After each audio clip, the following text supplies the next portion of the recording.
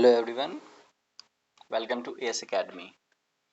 चलिए, इससे पिछले वीडियो में हमने पढ़ा था 51 क्वेश्चन नंबर 270 बीपीएससी का, जो कि 13 दिसंबर 2024 को हुआ था एग्ज़ाम। अब हम लोग देखने जा रहे हैं क्वेश्चन नंबर 101 से लेकर 150 तक और इसके बाद हमारा 70 बीपीएससी प्रिलिमिनरी का जो क्वेश्चन पेपर है कम्प्लीटली सॉल्व हो जाएगा, जो कि 13 दिसंबर को 2024 को हुआ था एग्जाम। और उसके बाद हम लोग री एग्जाम वाला जो 70th का री एग्जाम हुआ था उसका पेपर भी सॉल्व करेंगे उसके बाद। ठीक है, आइए देखते हैं question number 101। So the political strategy struggle truth struggle STS came into provenance with A call for. देखिए, इस क्वेश्चन को बीपीएससी ने ऑफिशियल आंसर की में डिलीट कर दिया है, क्योंकि इसका कुछ बच्चे बोल रहे थे, क्लेम कर रहे थे क्विट इंडिया, और कुछ बच्चे स्वदेशी मूवमेंट भी बोल रहे थे। ठीक है, तो this question has been deleted. ठीक है, आगे बढ़ते हैं क्वेश्चन नंबर 102। ठीक है, Which component of fertilizer is used for stimulating early growth purpose? ठीक है, उर्वरक के किस घटक का उपयोग शीघ्र विकास को प्रोत्साहित करने के लिए किया जाता है? तो अर्ली ग्रोथ के लिए फॉस्फोरस इसका करेक्ट आंसर हो जाएगा इस क्वेश्चन का, 102 का सी। ठीक है, 102 का सी। ठीक है, और ये आपको एनसीईआरटी में मिल जाएगा इसका आंसर। ठीक है, आगे बढ़ते हैं 103। In which of the following years the Bihar state hydro electric power corporation was established? ठीक है, इस क्वेश्चन का करेक्ट आंसर होगा आपको 1982। ठीक है ना। बिहार राज्य जल विद्युत शक्ति निगम की स्थापना निम्नलिखित में से किस वर्ष में की गई थी? तो 1982 इसका करेक्ट आंसर हो जाएगा। ठीक है, नेक्स्ट है मानवी मधु कश्यप हाल ही में बिहार की पहली ट्रांसजेंडर बनी, तो ये क्या थी? ठीक है ना, तो ये क्या बनी? First transgender sub inspector of police बनी, पुलिस उप निरीक्षक। ठीक है, 104 का करेक्ट आंसर हो जाएगा सी, आपको सब इंस्पेक्टर ऑफ पुलिस बनी मानवी मधु कश्यप। ठीक है, बिहार करंट अफेयर्स भी आपको पढ़ना है। ठीक है, और तो इससे आपका ये पोर्शन जो होगा बिहार करंट अफेयर से बेसिस जो भी क्वेश्चन आएंगे, बिहार के जो भी पॉपुलर फिगर्स हैं वो वाले क्वेश्चन आपसे आसानी से बनेंगे। ठीक है, आगे बढ़ते क्वेश्चन नंबर 105। ठीक है, विच of the following the chlorophyll in photosynthesis is used for? निम्नलिखित में से किसके लिए प्रकाश संश्लेषण में क्लोरोफिल का उपयोग किया जाता है? ठीक है, इस क्वेश्चन का करेक्ट आंसर होगा एब्जॉर्बिंग लाइट। ठीक है, विच of the following the chlorophyll in photosynthesis is used for? Chlorophyll का काम ही होता है लाइट को एब्जॉर्ब करना। ठीक है, तो 105 का करेक्ट आंसर हो जाएगा सी। ठीक है, एब्जॉर्बिंग लाइट। ठीक है, नेक्स्ट है 106। ठीक है, who is the author of the Who is the author of the autobiography I Have the Streets, a Kutti cricket story? ठीक है, Who is the author of the autobiography I Have the Streets, a Kutti cricket story? ठीक है, तो 106 का correct answer C, यानी are Ashwin and S मोंगा। ठीक है, are Ashwin and S मोंगा। ये करंट अफेयर्स का हो गया सेक्शन आपका। ठीक है, आगे बढ़ते हैं 105। Who is the winner of the prestigious Goldman Environmental Prize 2024 from the region of Asia? ठीक है ना, एशिया क्षेत्र से प्रतिष्ठित गोल्डमैन पर्यावरण पुरस्कार 2024 का विजेता कौन है? द करेक्ट आंसर इज, ठीक है, 107 का A, Alok Shukla, sorry, Alok Shukla is the correct answer from India, is the winner of the prestigious Goldman environmental prize 2024 from the region of Asia. ठीक है, ये करंट अफेयर का क्वेश्चन है, आपको न्यूज़पेपर और आपको किसी भी पॉपुलर करंट अफेयर मैगजीन में मिल जाएगा इसका आंसर। ठीक है, आगे बढ़ते हैं 108 question number. What is the name of the 1 month long cattle fair? ठीक है, organised at the confluence of Ganga and Gandak river. ठीक है, काफी आसान क्वेश्चन है, सोनपुर मेला होगा इसका आंसर। ठीक है, 108 का B is the correct answer. ठीक है, सोनपुर मेला कहाँ होता है? सोनपुर में। ठीक है, जो कि पटना के निकट है। ठीक है, गंगा और गंडक के कन्फ्लुएंस पे बना हुआ है। ठीक है, ठीक है, what is the 14th term of the sequence? ठीक है, 14 10 6 2। ठीक है, ये एरिथमेटिक प्रोग्रेशन है। ठीक है ना, तो उसको आप सॉल्व कर लोगे, जैसे टी एन होता है क्या? ठीक है, A plus N minus 1 into D. ठीक है, ये एरिथमेटिक। ठीक है, इसको आप सॉल्व करोगे आसानी से सॉल्व हो जाएगा, और इसका 109 का करेक्ट आंसर है आपको -38। ठीक है, इस फॉर्मूला को लगाओगे आपको 14th टर्म निकल जाएगा। ठीक है,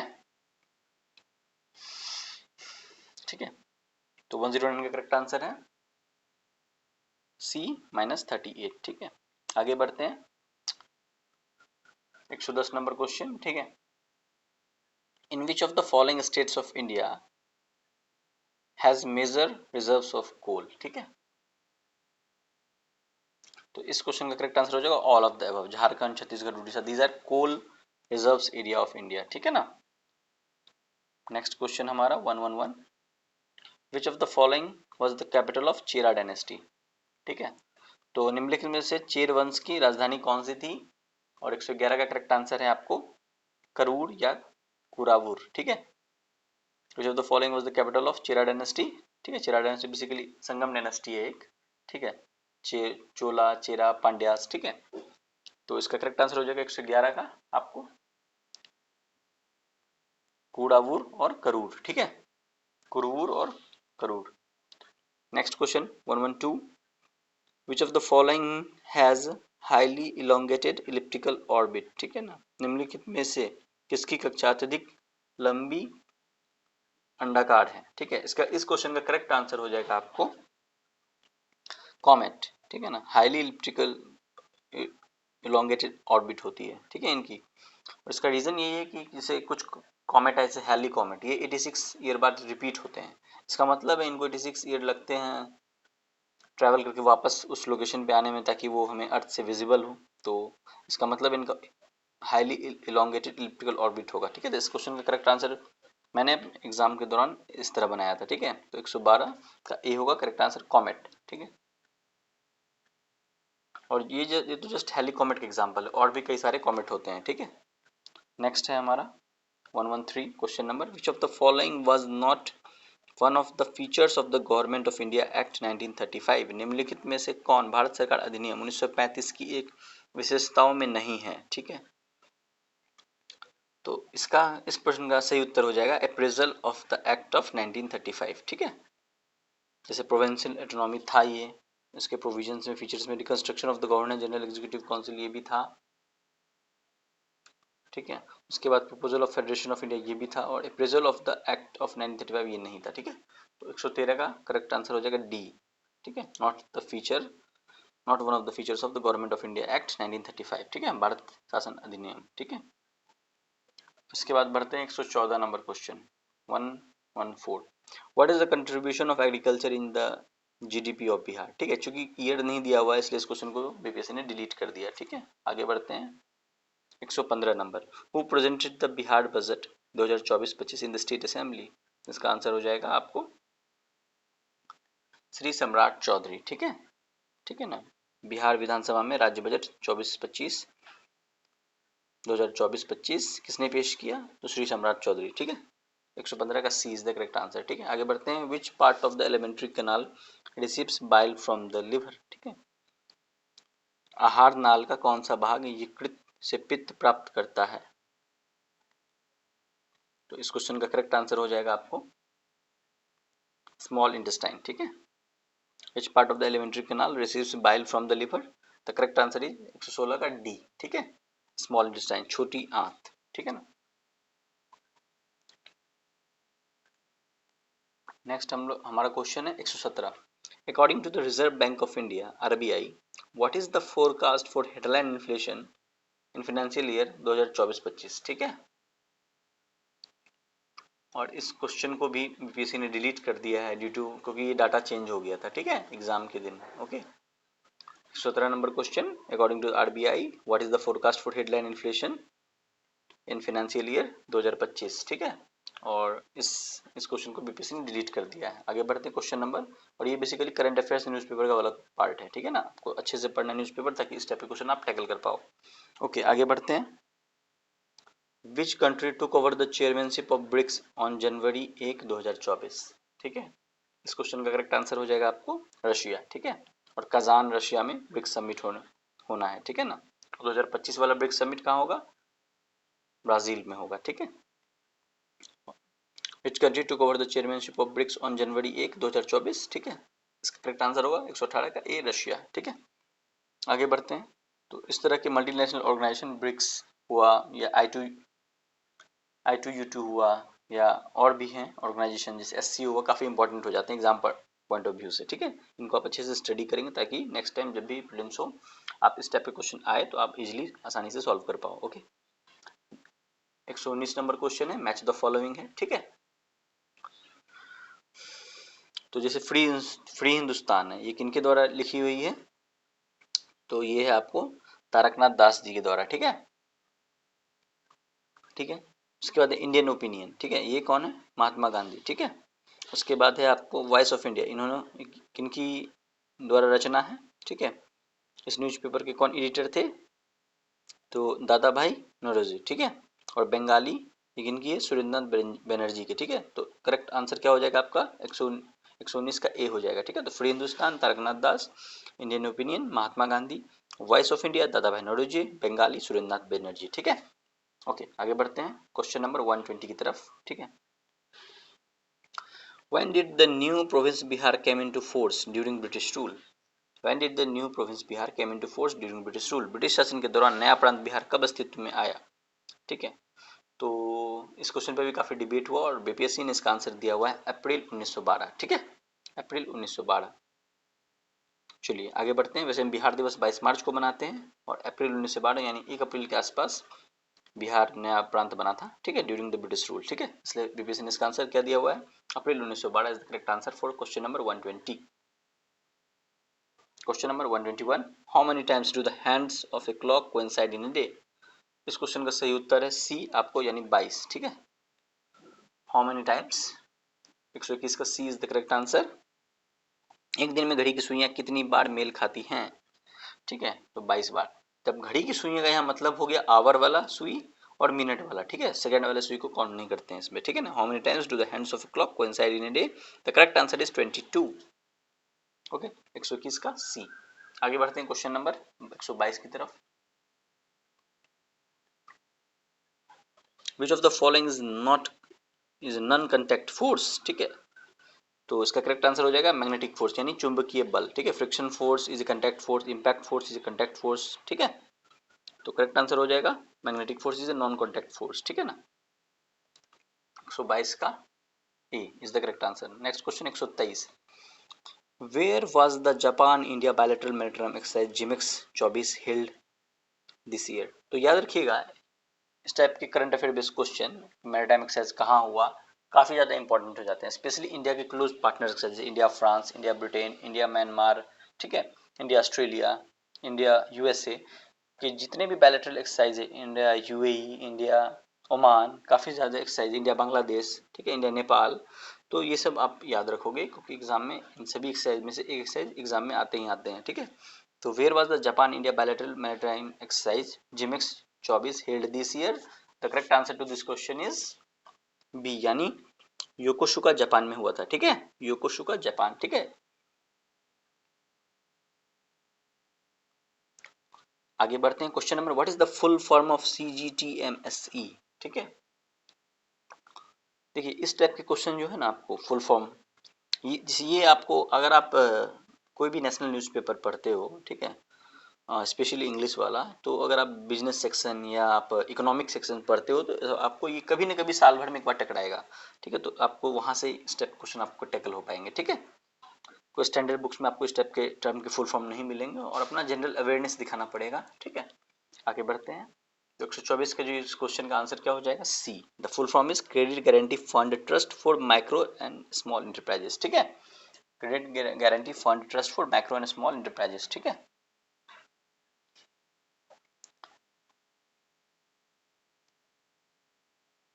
124 का C is the correct answer, ठीक है। 125 में आप आते हैं question number, consider the following about Ajivika sect, ठीक है। 125 का तो Makkhali Gosala was its important leader, so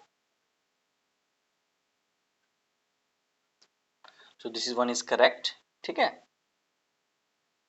next है हमारा central idea of the philosophy was niyati, that is faith, ठीक है, this one is also correct, ठीक है। The discrimination on the basis of caste and class, this one is incorrect. And fourth statement is D, the Ajivikas had regular sabhas for meetings, ठीक है, this one is also correct, ठीक है। So the correct answer is option number B, A, B, D are correct, ठीक है, A, B, D are correct. तो 125 का correct answer हो जाएगा बी। ठीक है, A B D are correct, A B and D are correct. ठीक है, so correct statement about Ajivika sect, Makkhali Gosala इसके सबसे महत्वपूर्ण नेता थे। दर्शन का केंद्रीय विचार नियति था जो कि भाग्य है, और आजीविका की बैठक के लिए नियमित सभाएं होती थी। ठीक है, करेक्ट स्टेटमेंट है। ठीक है, आगे बढ़ते हैं। Question number 126, which of the following drainage system drains the land of Bihar. ठीक है, the correct answer to this question is Ghaghara. काफी आसान क्वेश्चन है क्योंकि महानदी नर्मदा यमुना बिहार में बहती ही नहीं है। ठीक है, 127 नंबर क्वेश्चन पे आ जाते हैं अब हम लोग। What was the per capita net state domestic product at current prices for Bihar for the fiscal year 2022-23 based on the base year 2011-12? ठीक है, so the correct answer to this question is 54,111। ठीक है, 2011-12 को आधार वर्ष मानते हुए वित्तीय वर्ष 2022-23 के लिए वर्तमान कीमतों पर बिहार का प्रति व्यक्ति शुद्ध राज्य घरेलू उत्पाद कितना था? तो इस प्रश्न का सही उत्तर हो जाएगा 54,111। ठीक है, आगे बढ़ते हैं। Question number 128, what is the title of the film by Payal Kapadia for which she became the first Indian film maker to win the grand prix award at the Cannes film festival in May 2024? ठीक है, तो इनके इस जो film का title था, क्या नाम था उसका?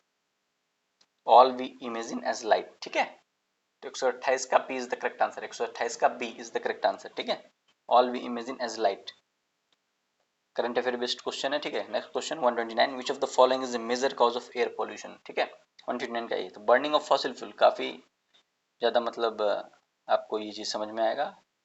ठीक है, disposal of plastic is not a major cause of air pollution. ठीक है, overall it can cause pollution. ठीक है ना, तो burning of fossil fuels is a major cause of air pollution. 129 का A is the correct answer. ठीक है, 130 number question, ये आप रीजनिंग बेस्ड क्वेश्चन है, इसको आप सॉल्व करेंगे। ये एक्चुअली रिपीटेड क्वेश्चन है सर, बीपीएससी के one of the previous years का। ठीक है, तो 130 का करेक्ट आंसर क्या हो जाएगा?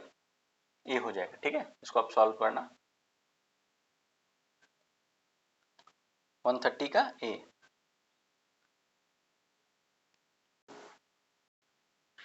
सॉरी इसका 130 का करेक्ट आंसर हो जाएगा बी 22। ठीक है, यहाँ पे जो क्वेश्चन मार्क है वहां पे 22 होगा। ठीक है ना, तो 130 का करेक्ट आंसर हो जाएगा आपको 22, बी ऑप्शन नंबर। ठीक है, इसको आप सॉल्व करना। ठीक है, नेक्स्ट है हमारा क्वेश्चन नंबर 131। ठीक है, तो मैच द फॉलोइंग है। ठीक है, इसका करेक्ट आंसर हो जाएगा, इसको देखते हैं पहले। स्वदेश सेवक होम, ठीक है, इसका हेडक्वार्टर कहाँ है बताइए?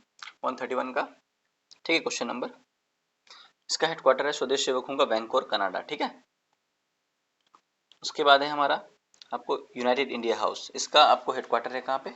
सिएटल में ही है। ठीक है, नेक्स्ट है हमारा युगांतर आश्रम, इसका हेडक्वार्टर कहाँ है?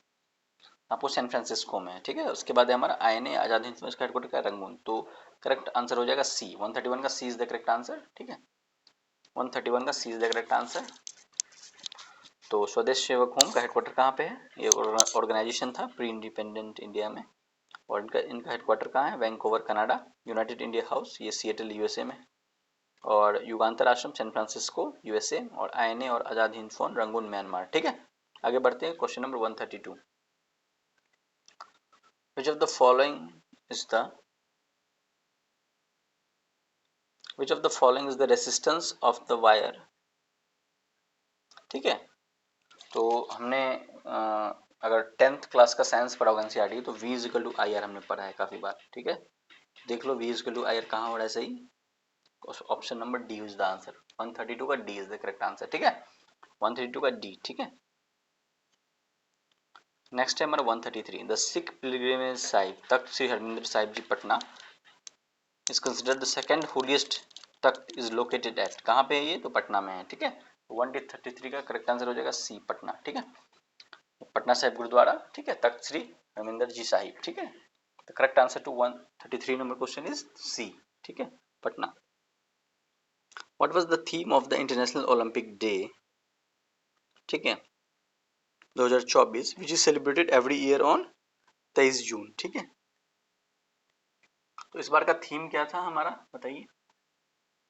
इस बार का हमारा थीम था लेट्स मूव एंड सेलिब्रेट। ठीक है,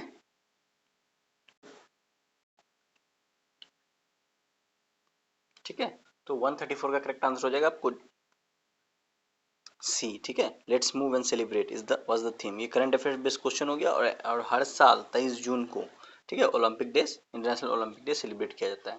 question number 135, after the elections to the 18th Lok Sabha, ठीक है, after the election to the 18th Lok Sabha who was appointed as the union minister of textile in the Modi government. ठीक है, अभी 18वीं लोकसभा चल रही है जो कि 2024 से लेके 2029 तक चलेगी, 18वीं लोकसभा। ठीक है, और इस 135 का करेक्ट आंसर हो जाएगा गिरिराज सिंह, जो कि बेगूसराय से एमपी हैं। ठीक है, is the union minister of textile in the Modi government. ठीक है, नेक्स्ट क्वेश्चन हमारा, which of the following minerals occur in Minas Gerais province of Brazil. Brazil के मिनास गिरास गिरास प्रांत में निम्नलिखित में से कौन सा खनिज मिलता है। तो इसका करेक्ट आंसर हो जाएगा 136 का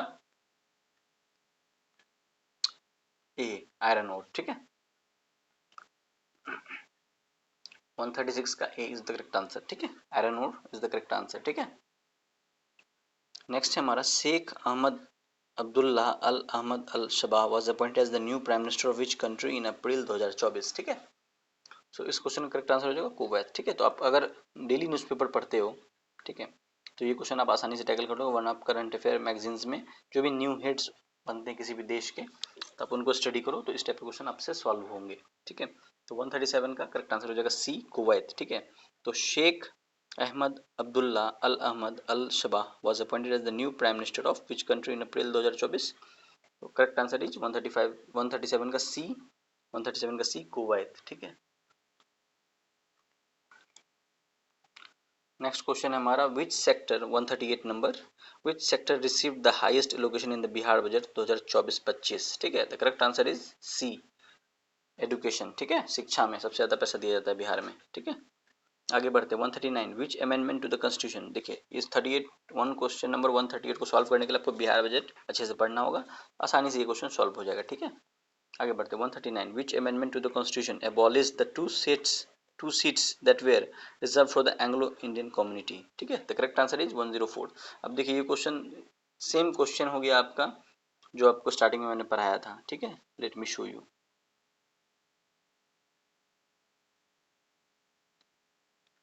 सी, क्वेश्चन नंबर 5। ठीक है,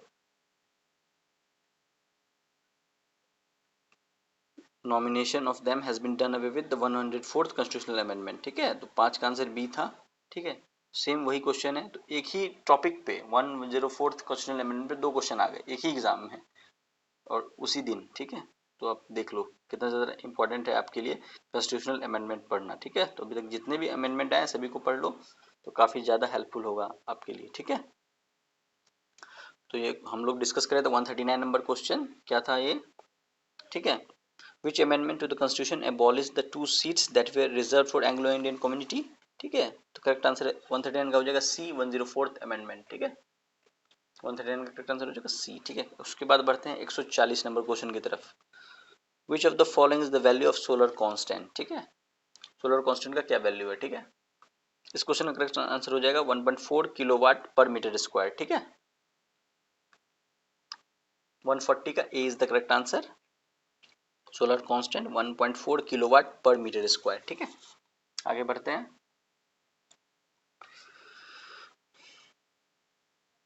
क्वेश्चन नंबर 141। ठीक है, according to the Reserve Bank of India which is one of the eligibility criteria for a small finance bank to transition to universal bank. ठीक है, तो 141 का करेक्ट आंसर हो जाएगा आपको सी। ठीक है, minimum net worth of 1000 crore rupees. ठीक है, न्यूनतम शुद्ध संपत्ति 1000 करोड़ होना चाहिए। ठीक है, भारतीय रिजर्व बैंक के अनुसार एक स्मॉल फाइनेंस बैंक के यूनिवर्सल बैंक में परिवर्तन के लिए पात्रता मानदंडों में से एक क्या है कि न्यूनतम शुद्ध संपत्ति 1000 करोड़ होनी चाहिए।